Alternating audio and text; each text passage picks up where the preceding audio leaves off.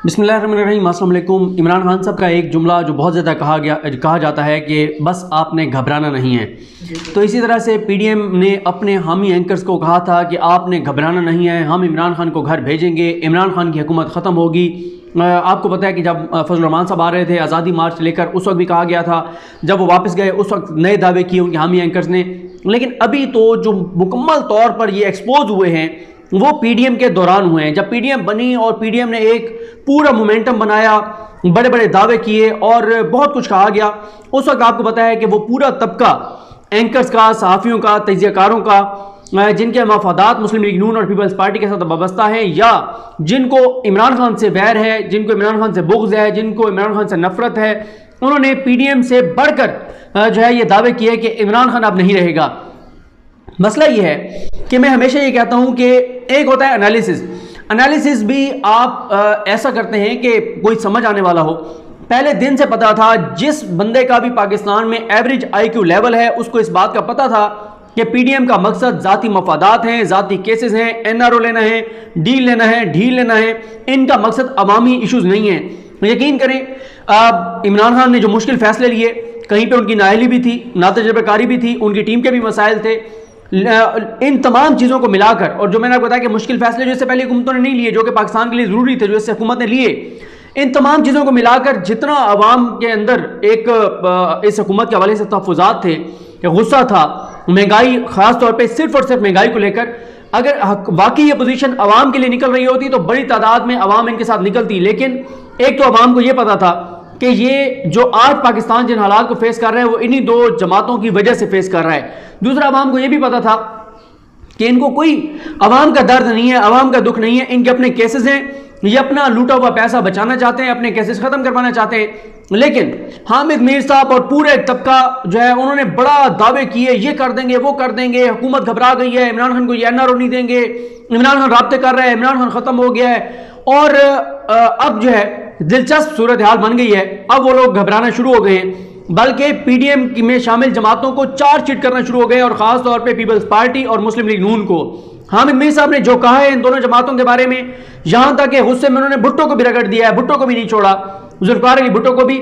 ये चीजें मैं आपके सामने रखता हूं, एक एक बंदे का आपके सामने रखेंगे। और एक चीजें जिस तरह हमने वो चैनल शुरू किया है शहर इक़्तिदार के नाम से, मैंने इस नकवी साहब और अदील ब्राइश ने, उसके लिए हमने पूरी एक टीम बना रहे हैं। इनके पुराने दावे भी आपके सामने रखेंगे, जब पीडीएम बनी थी उस वक्त ये क्या दावे कर रहे थे, ताकि आपको पता चले कि उस वक्त क्या दावे कर रहे थे और अब क्या कह रहे हैं। और हामिद मीर ने एतराफ़ कर लिया है कि पीडीएम बनने के बाद पीपल्स पार्टी और मुस्लिम लीग नून दोनों फौज के साथ राब्ते कर रहे थे, मुलाकातें कर रहे थे। भाई क्यों फौज से राब्ते कर रहे थे, क्यों मुलाकातें कर रहे थे? इनका तो पूरा बयानिया ये था, इनकी तो पूरी मुहिम ये थी कि पाकिस्तान के मामलात में से, पाकिस्तान की हुकूमत के मामलात में से फौज का किरदार खत्म करना है, फौज को रोकना है। ये कहते थे कि आइन के मुताबिक फौज को कोई जो है वो हक नहीं बनता कि फौज सियासी मामलात में मुदाखलत करे। तो ये किस लिए फौज को मिलने जा रहे थे? क्या फौज ने चीजों के रेट कम करने थे?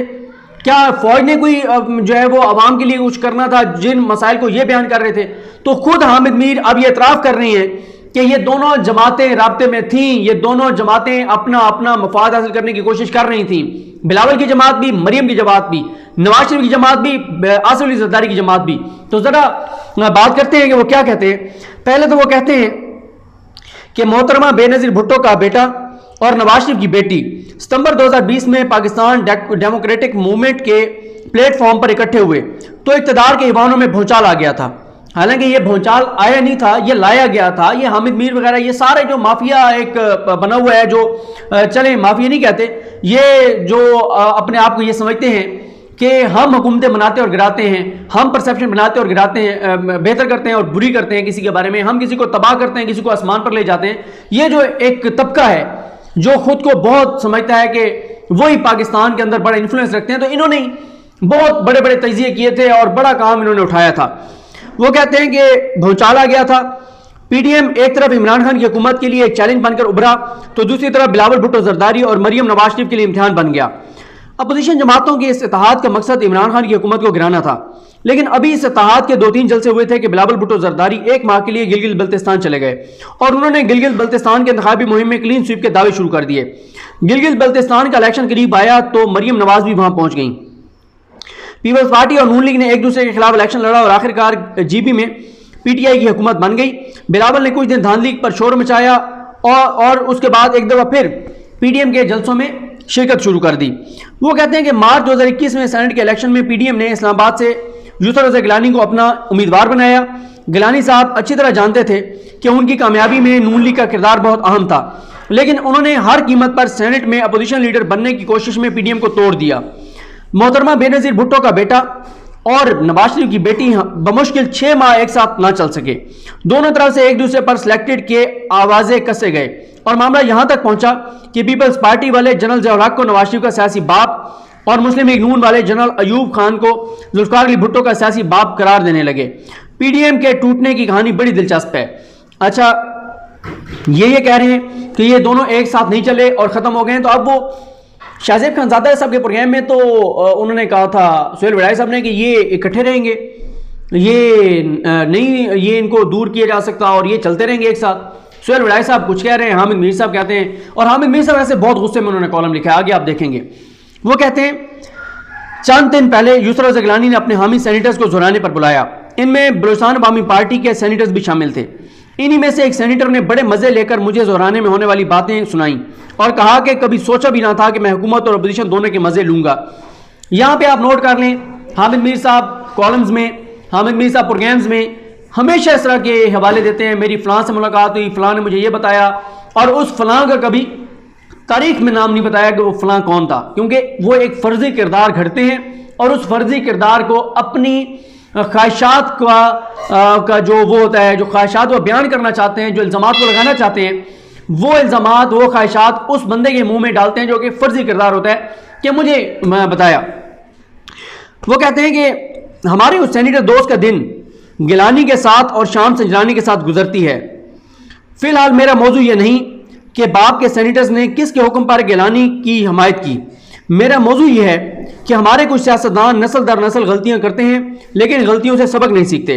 वो कहते हैं कि स्तंभ ज़रीफ़ी देखिए कि एक तरफ बिलावल साहब फरमाते हैं कि मुस्लिम लीग नून के कुछ लोगों को गिलानी साहब की कामयाबी हजम नहीं हुई, हालांकि गिलानी साहब नून लीग के बगैर सेनेटर्स नहीं बन सकते थे।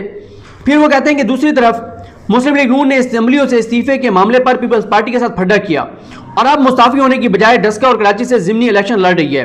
दोनों जमातें उस आलामिये को फरामोश कर चुकी हैं जो सितंबर 2020 में एपीसी ने मंजूर किया था। अब यहां पर यह बात याद रखिएगा कि हामिद मीर साहब एतराफ़ कर रहे हैं कि दोनों जमातें उस एलामिये से पीछे हट गई हैं जो 20 सितंबर को बनाया गया था। अब आइंदा क्या होना चाहिए? आइंदा तो हामिद मीर साहब को पीटीएम को सपोर्ट नहीं करना चाहिए, नून लीग को सपोर्ट नहीं करना चाहिए, पीपल्स पार्टी को सपोर्ट नहीं करना चाहिए और कहना चाहिए कि ये तो जो है ये तो गलत जमातें, और आगे चल के उन्होंने लफ्ज़ नहीं लिखा लेकिन उन्होंने दलाल यही दिए कि दोनों जमातें मुनाफिक हैं कि एक तरफ ये फौज के खिलाफ बातें कर रही थी, दूसरी तरफ फौज से राब्ते कर रही थी। तो होना तो यही चाहिए कि आइंदा इनको उनके साथ नहीं देना चाहिए, उनके हक में एनालिसिस नहीं देना चाहिए, लेकिन ये देंगे। इनके अपने कॉल ऑफ फेल में तजाद सामने आएगा क्योंकि ये लिख क्या रहे हैं कि पीडीएम में शामिल ये जो दो जमातें हैं इनका वो उन्होंने आगे कच्चा चट्टा बयान किया है सारा कुछ। दूसरी तरफ ये उनको सपोर्ट भी करेंगे क्योंकि मसला इनका अवाम नहीं है, इनका मसला सिविल सुप्रीमेसी नहीं है, इनका मसला सिर्फ एक है और वो है इमरान खान, दूसरा है पाकिस्तान की फौज। पाकिस्तान की फौज के खिलाफ कोई बंदा भी उठ के खड़ा होगा, पाकिस्तान की फौज के खिलाफ कोई भी बंदा सामने आएगा, इमरान खान के खिलाफ कोई भी बात करेगा, उसको हामिद मीर साहब और एक पूरा तबका है जो कि सपोर्ट करेगा। वो कहते हैं कि ये आ गया जी वो ज़बरदस्त जो है ना वो जो मैंने आपको हवाला दिया था। वो कहते हैं कि इस अलामिये का मकसद पाकिस्तान में आइन और कानून की बालादस्ती कायम करना और गैर सियासी ताकतों की सियासत में मुदाखलत बंद करना था। कि मकसद क्या था कि आइन और कानून की बालादस्ती, फौज की सियासी मामलात में मुदाखलत को रोकना, ये मकसद था हामिद मीर साहब कह रहे हैं। और वो ये कहते हैं इस आलामिये की मंजूरी के बाद कभी पीपल्स पार्टी और कभी मुस्लिम लीग नून बैक चैनल से उन्हीं ताकतों से मुज़ाकरात करती रही हैं जिन पर अपने जलसों में तनकीद किया करती थी। ये हामिद मीर साहब ने पहली मरतबा ये इंकशाफ किया है, ये एतराफ़ किया है कि नून लीग और पीपल्स पार्टी जलसों में फौज पर हमले कर रही थी, फौज पर इल्ज़ामात लगा रही थी, फौज की पाकिस्तान के मामलात में, सियासी मामलात में मुदाखलत बंद करने की बात कर रही थी, सिविल सुप्रीमेसी की बात कर रही थी, जबकि बैकडोर दोनों जमातें जो हैं वो राब्ते में थी, फौज के साथ मुलाकातें कर रही थी, मुज़ाकरात कर रही थी। तो ये तो मुनाफिकत, इसी को तो मुनाफिकत कहते हैं। और क्या होती है मुनाफिकत? और फिर ये बताएं कि हामिद मीर साहब ने जो ये लिखा है कि ये दोनों जमातें यानी नून लीग और पीपल्स पार्टी, तो नून लीग तो मरियम और नवाज शरीफ के बगैर कुछ भी नहीं कर सकती थी। इसका मतलब ये है कि नवाज शरीफ और मरियम दोनों को पता था कि हमारी पार्टी के लोग जाके फौज को मिल रहे हैं, और नवाज शरीफ वो जो दावे करते थे कि कोई नहीं फौज से मिलेगा, उसको हम पार्टी से निकाल देंगे, कोई मुलाकात नहीं होगी, कोई बात नहीं होगी, कोई बुलाया नहीं जाना, तो इसका मतलब है वो नवाज शरीफ ने झूठ बोला था। नवाज शरीफ ने वो झूठ बोला था। हामिद मीर साहब के कॉलम को अगर मान लिया जाए, उनकी बात को मान लिया जाए कि नवाज शरीफ एक तरफ कह रहे थे कि नहीं मिलना फौज को, दूसरी तरफ उनकी जमात के लोग जलसों में फौज को गालियां दे रहे थे, और तीसरी तरफ बकौल हामिद मीर साहब के बैक डोर वो फौज से मुज़ाकरात कर रहे थे और मामला तय कर रहे थे। और मामला फौज के साथ क्या बात कर रहे थे? फौज को ये तो नहीं कह रहे थे ना कि टमाटर सस्ते कर दें, लीमू महंगा हो रहा है उसको सस्ता कर दें, आलू का रेट ठीक कर दें, ये भिंडियों का रेट जरा कम कर दें, ये लहसुन अदरक इनके जरा रेट कंट्रोल कर लें, ये तो नहीं कह रहे थे ना। फौज के पास क्यों जा रहे थे? फौज के पास इसलिए जा रहे थे कि वो नवाज शरीफ के केसेस इस्लामाबाद हाई कोर्ट में पड़े हुए वो मेहरबानी कर दें, मरियम को बाहर जाने दें, लाहौर हाई कोर्ट से हमें रिलीफ दिलवा दें, सुप्रीम कोर्ट से हमें रिलीफ दिलवा दें। लेकिन अब मजा आ रहा है कि हामिद मीर साहब ये इतराफ कर रहे हैं। उसके बाद वो कहते हैं कि इन बड़ी अपोजिशन जमातों के कॉल ऑफ फेल का तजाद ही वज़ीर-ए-आज़म इमरान खान की बका का राज है। तजाद यही है, मुनाफकत है ना, कॉल ऑफ फेल में तजाद को मुनाफकत कहते हैं। लेकिन ये इतना सख्त अभी नहीं लिख रहे बेचारे, गुस्सा निकाला है, लेकिन ये मुनाफिक नहीं लिखा क्योंकि जाहिर है आगे फिर इनको सपोर्ट भी तो करना है ना जब ये दोबारा इमरान खान के खिलाफ बयान देंगे।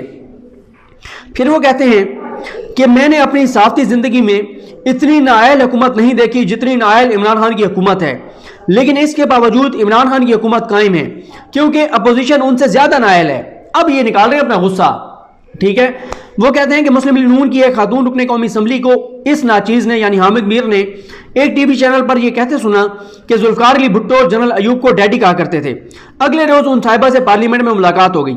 अब नहीं पता कि वो साहिबा कौन थी, नहीं पता कि उनकी मुलाकात हुई है नहीं, क्योंकि ये फर्जी नाम देते हैं ना बहुत सारे, ये शायद हो, लेकिन वैसे ये 90% फर्जी किरदार होते हैं, सिर्फ नाम लिखते हैं। यानी मेरी किसी से मुलाकात हुई, मुलाकात कोई नहीं होती, बस वो जो बयान करना होता है, जरा रंग भरना होता है कॉलम में, उसके लिए ये किरदार घड़े जाते हैं जैसे फिल्मों और ड्रामों में होता है।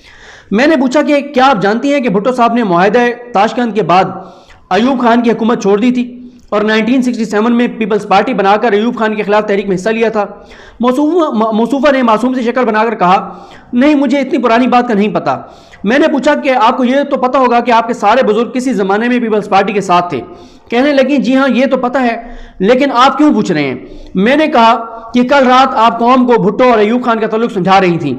यह सुनकर वो मुस्कुराई और बोली, अगर बिलावल भुट्टो हमें सिलेक्टेड कहेगा तो हम भी उसे याद दिलाएंगे कि उसका नाना क्या था। ये नून लीग की एक MNA की बात कर रहे हैं। फिर वो कहते हैं कि पीपल्स पार्टी और मुस्लिम लीग नून दोनों को ये याद नहीं रहा कि 2006 में बेनज़ीर भुट्टो और नवाज शरीफ ने मिसाक जमहूरियत पर दस्तखत किए थे, और इस मिसाक का मकसद वही था जो सितंबर 2020 में APC के जारी करदा अलामी का था। 2006 के मिसाक जमहूरियत की वजह माजी की आमिर हुकूमतों का सियासतदानों के साथ सलूक था। इस हकीकत में कोई शक नहीं कि जुल्फिकार अली भुट्टो को अयूब खान ने पहली दफा वजीर बनाया और नवाज शरीफ को ज़िया-उल-हक ने वजीर बनाया। अब आए जी दिलचस्प बात, हामिद मीर इस बात का इतराफ कर रहे हैं कि भुट्टो और नवाज शरीफ दोनों फौज की पैदावार हैं, एस्टेब्लिशमेंट की पैदावार हैं, दोनों को लाने वाली फौज है, दोनों को बनाने वाली फौज है। फिर कहते हैं लेकिन दोनों मकबूल अवामी रहनुमा उस वक्त बने जब उन्होंने एस्टेब्लिशमेंट के खिलाफ बगावत की। भुट्टो और नवाज शरीफ ने कभी बगावत की, कभी मुफाहमत की, लेकिन ताकतवर इदारों के साथ न चल पाए। भुट्टो भी फौज के साथ मामला तय करते रहे, नवाज शरीफ भी करते रहे, हामिद मीर कह रहे हैं, लेकिन ये भी कह रहे हैं कि वो मकबूल उस वक्त हुए जब उन्होंने एस्टेब्लिशमेंट के खिलाफ बगावत की।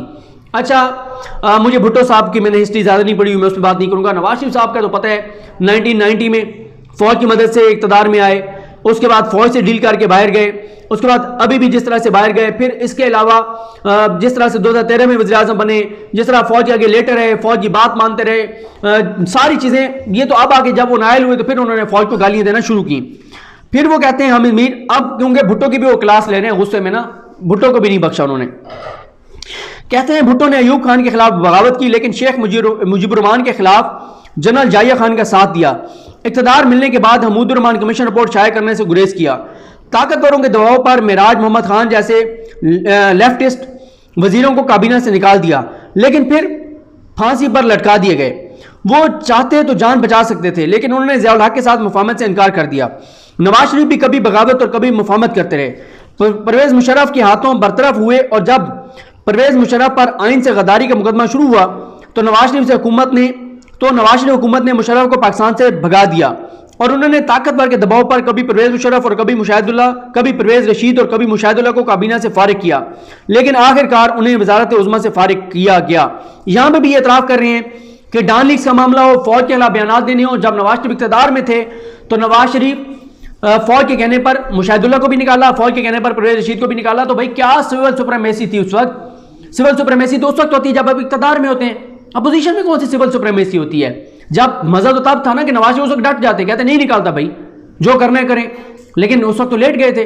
फिर वो मुझे याद है नवाज शरीफ साहब एहतसाब अदालत में उन्होंने बयान दिया था, मैंने सर झुका के नौकरी करने से इनकार किया। तो ये सर नहीं झुकाया तो और आपने क्या किया था? आप तो लेट गए थे। उन्होंने कहा परवेज रशीद को हटा दें। आपने कहा नहीं आप, मैं आपका खादिम, मैं आपका नौकर, मेरी आल औलाद आपकी खादिम और नौकर। आपने परवेज रशीद को भी हटाया, रऊ तहसीन को भी हटाया, तारिक फातमी को भी हटाया। आपने कहा जी और मेरे लायक को हुक्म। उन्होंने कहा नहीं ये काफ़ी। उन्होंने कहा जी ठीक है, मेहरबानी, थैंक यू वेरी मच। फिर उसके बाद लिखते हैं, ये आखिरी उनका आ गया, पीपल्स पार्टी और नून लीग मत भूलें कि मिसाक जमहूरियत के बाद मोहतरमा बेनज़ीर भुट्टो ने परवेज मुशर्रफ के साथ एनआरओ किया, लेकिन एनआरओ के बाद भी मोहतरमा को शहीद कर दिया गया।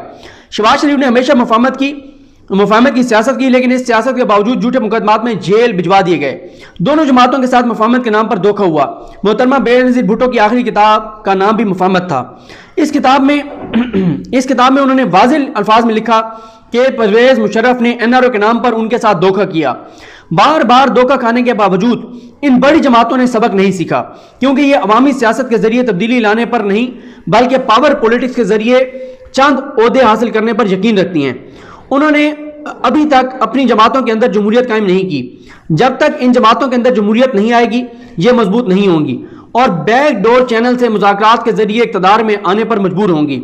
इन जमातों को हकीकी तब्दीली के लिए पहले अपने अंदर जमहूरियत पैदा करनी होगी, कायम करनी होगी। ये जनाब कॉलम है, ये उनकी राय है नून लीग और पीपल्स पार्टी के बारे में। दोनों को मुनाफिक भी कह रहे हैं, पावर पॉलिटिक्स वाले भी कह रहे हैं, झूठे भी कह रहे हैं, फौज से राब्ते करने वाले भी कह रहे हैं और ना जाने क्या क्या कुछ कह रहे हैं। और भुट्टो से लेकर नवाज शरीफ से लेकर बेनज़ीर से लेकर बिलावल और मरियम तक सबको उन्होंने चार्जशीट कर दिया है। और गुस्सा एक ही है कि तुम इतने नायल और निकम्मे हो कि तुम इमरान खान को वज़ारत उज़्मा से हटाने में नाकाम रह गए। मुझे अपने दो में याद रखिए। अलकरीम हम सब कामी नासरू। अल्लाह हाफ़िज़।